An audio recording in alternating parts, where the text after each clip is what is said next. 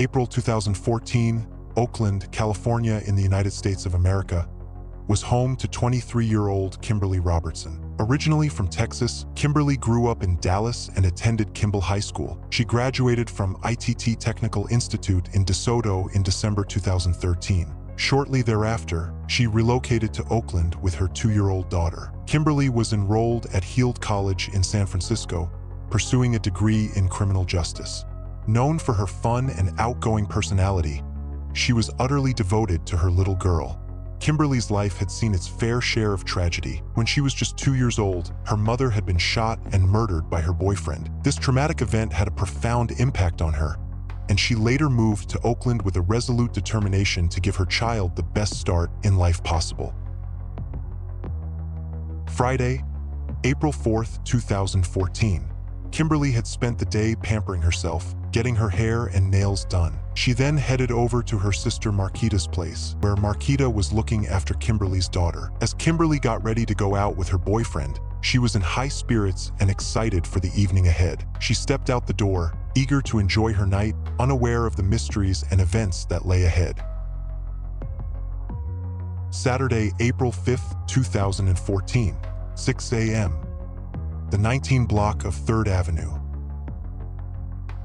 Outside the F.M. Smith Recreation Center, a body was discovered by a passing cyclist. Oakland police were dispatched, and soon the Oakland Fire Department and paramedics arrived at the scene. Despite their efforts to save the woman, it was too late. She was pronounced dead at the scene. Nearby, a sweater was found and carefully bagged as evidence, along with a receipt for garden supplies. Upon examining the body, the authorities found some identification, revealing the victim to be 23-year-old Kimberly Robertson. Kimberly's face had been severely beaten, and her hands and arms were bruised, signs that she had tried to defend herself against her attacker. Her jewelry and phone were missing, indicating a possible motive for the brutal crime. When Kimberly still hadn't returned home, her sister assumed she had stayed at her boyfriend's, but soon their world would come crashing down. Detectives arrived to inform her that a body had been found. It was Kimberly. Devastated, she couldn't fathom who would want to hurt, let alone kill, Kimberly. One thing she was certain of: Kimberly's boyfriend, Danny, was not responsible. Danny was quickly brought in for questioning. He remained calm, explaining they hadn't been dating long but had been friends for several months. The previous night, they had been drinking at the Lakeside Lounge at 338 East 18th Street. Danny didn't want either of them driving home, but Kimberly disagreed, leading to an argument. He called a taxi, but Kimberly walked away, insisting she would get herself home. Concerned, Danny left the taxi, got in his car, and parked opposite the bus stop where she stood, deciding to wait. He claimed he fell asleep and, when he woke up, she was no longer there. As officers investigated his story, the preliminary autopsy results came in. Kimberly had suffered massive head injuries, a brain hemorrhage, and had been sexually assaulted. Tributes poured in on her Facebook page, with many in shock. One person wrote, "It's hard to smile knowing you're gone, but my heart is smiling inside because I know you're in a far better place than this cold world." The investigation into Kimberly Robertson's murder continued, and police sought witnesses from the Lakeside Lounge. They found security camera footage showing Kimberly and Danny entering the lounge at 11:30 p.m., providing crucial evidence to piece together the events of that fateful night. The pair didn't speak and barely even acknowledge one another. Danny was then filmed talking to two women as Kimberly went on her phone. There was an obvious tension between the couple. More footage captured them as they walked through the club.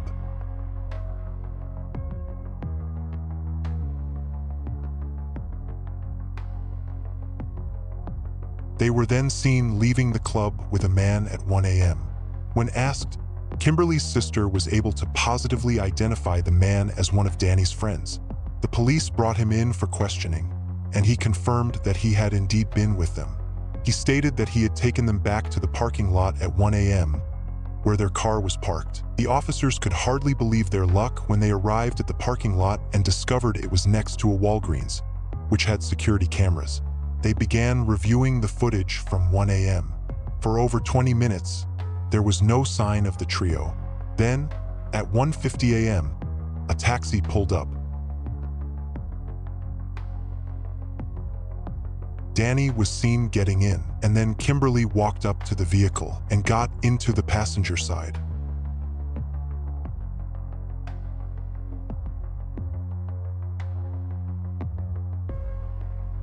"30 seconds went by and the car was stationary before Kimberly got out and walked away. The taxi then drove off with Danny.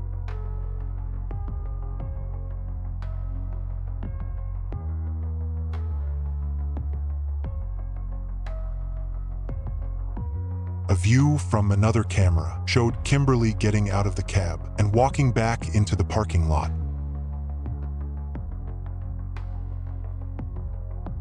One minute later, the taxi came back. It wasn't clear what was happening, but the police believe that Danny was scanning the parking lot to try and find her.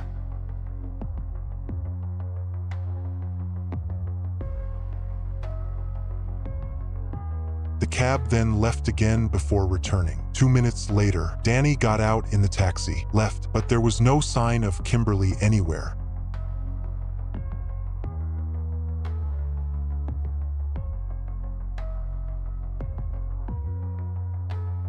Just after 2 a.m., the camera caught something leaving the parking lot. A black SUV. It was Danny.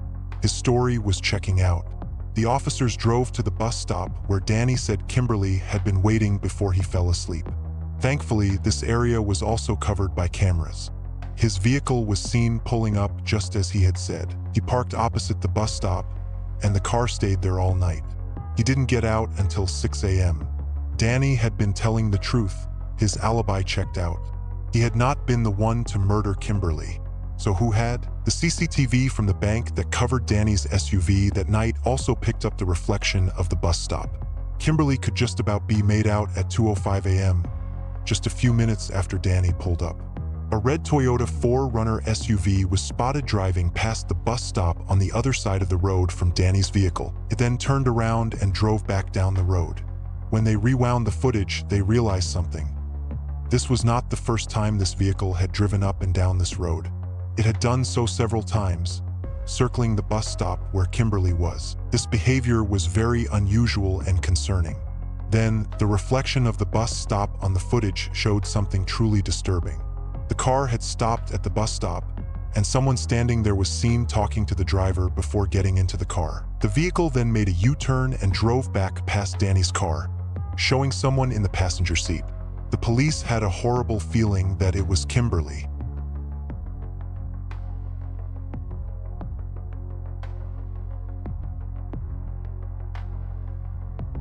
The footage was unable to clearly show the license plate, so investigators asked around, hoping that this was someone Kimberly knew and that someone in her life would know the car and therefore the driver, but nobody did. The next place to investigate was the F.M. Smith Recreation Center, where Kimberly's body had been found. Like all the other locations, this one also had surveillance cameras. The officers began reviewing the footage from 2 a.m., hoping to spot the red Toyota. At 3 a.m., the car was seen driving down the road. Frustratingly, the footage still did not show the license plate clearly. While the footage was incredibly helpful, it wasn't enough. The officers decided to take a different approach. One piece of evidence found at the crime scene was a receipt from a Lowe's home improvement store, dated March 23rd at 6:02 p.m. This store was 100 miles away from where Kimberly had been found. The police called the store, hoping and praying they still had the footage from 2 weeks ago. By anyone's standards, this was a long shot. Unbelievably, the store did have the footage. At 5:37 p.m. on March 23, 2014, the red Toyota 4Runner SUV was captured in the store's parking lot. The footage showed the car parking and then two men getting out and walking into the store.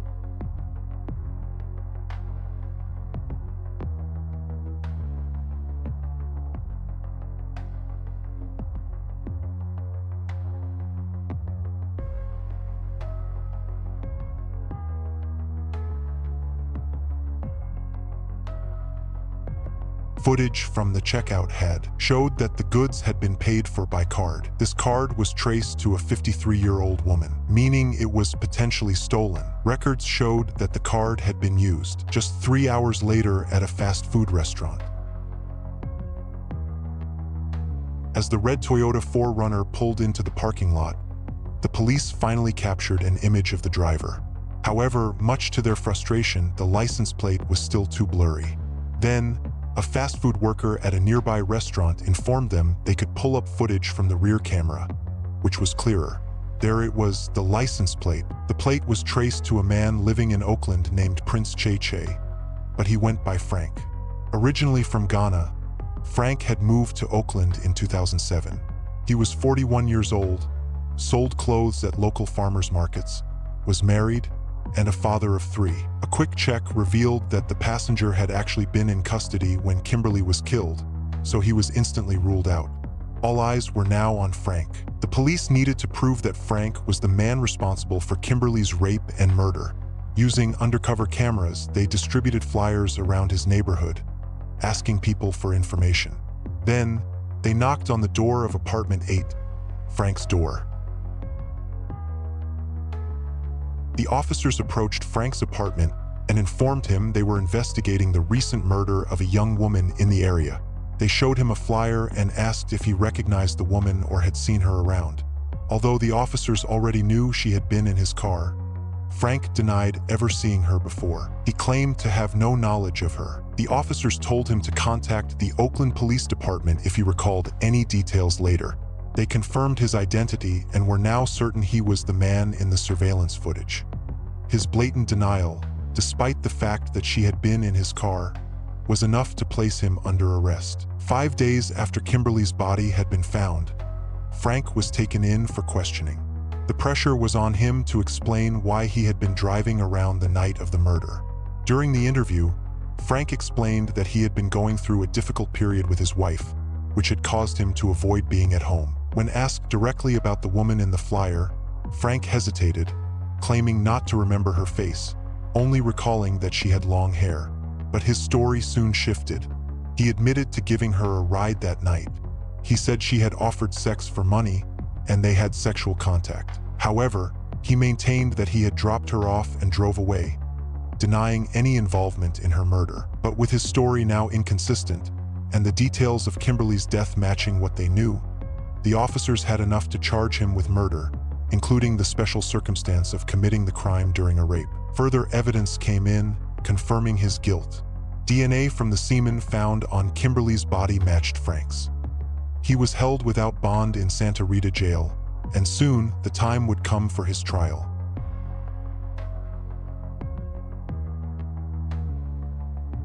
In court, Frank explained that on the night of April 5th, he had picked Kimberly up at the bus stop near East 18th Street and Park Boulevard in the early hours. He denied any involvement in her murder but admitted to having sexual relations with her. According to Frank, Kimberly had offered to sleep with him for $250, though he negotiated the price down to $200. After they got into his car, he drove them to a quiet residential area, where they had sex in the back of the vehicle. "I didn't kill this woman. All I had was sex with her," Frank insisted. He explained that earlier that evening, he had been with his wife and children at a concert at the University of California, Berkeley. When they returned home, his wife told him she was tired and wasn't interested in sex. Frank admitted that he initially lied to the police, claiming no sexual contact with Kimberly, out of fear his wife would find out. The defense argued that the prosecution had not proven beyond a reasonable doubt that Frank was responsible for Kimberly's death. They also pointed out the absence of any eyewitnesses to support the prosecution's claims. Frank's lawyer argued that his client made a poor decision by picking Kimberly up, describing their interaction as a one-night stand. After spending an hour together, Frank's defense claimed he dropped her off at the FM Smith Recreation Center at around 3 a.m. before heading home. "Having a one-night stand doesn't make you a rapist, and it doesn't make you a killer," the lawyer emphasized. He also pointed out that there was no evidence to suggest Frank had any motive to harm Kimberly. During his testimony, Frank added that he had noticed some blood on Kimberly and that she explained it was from an argument with a man who had pushed her out of his car. Despite the blood, She assured him she was fine.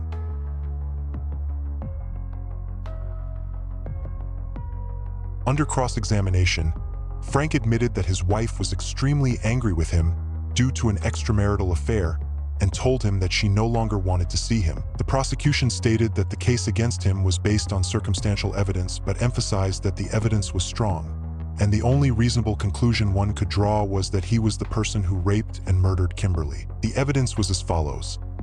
Frank's wife had told him she no longer wanted to be with him because of his infidelities, leaving him deeply angry and upset.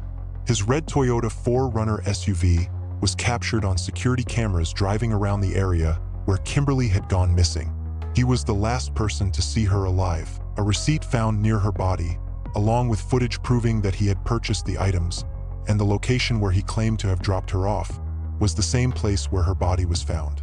His DNA was found on her body. The jury deliberated for less than 2 hours, and he was convicted of first-degree murder and the special circumstance of committing murder during a rape. He was sentenced to life in prison without the possibility of parole. The lies he tried to tell about Kimberly, claiming she was a sex worker and had slept with him willingly, calling it a one-night stand, were clearly not believed by the jury. Despite his denials, the judge told him that the jury concluded he was just lying and had perjured himself. They decided that he raped and killed Kimberly. The judge also mentioned that he had hoped Frank would show some remorse for his actions when given the chance to speak in court, but added that this was unlikely. "I don't think you have that kind of heart," the judge said. Kimberly's sister told him, "You had a choice. You didn't have to kill her. I can never replace my sister. My life will never be the same." It's almost impossible to grasp what Kimberly Robertson must have endured in her final moments. The consequences of her tragic death are something that's incredibly difficult to fully understand. The harsh reality is that her child will grow up without the love of a mother, just as Kimberly herself had, all because of the cruel and unimaginable actions of another person. It's a painful thought to bear. Kimberly Robertson was a joyful, spirited woman, full of life and with so much ahead of her. A life that, without a doubt, was brimming with endless potential, dreams, and opportunities.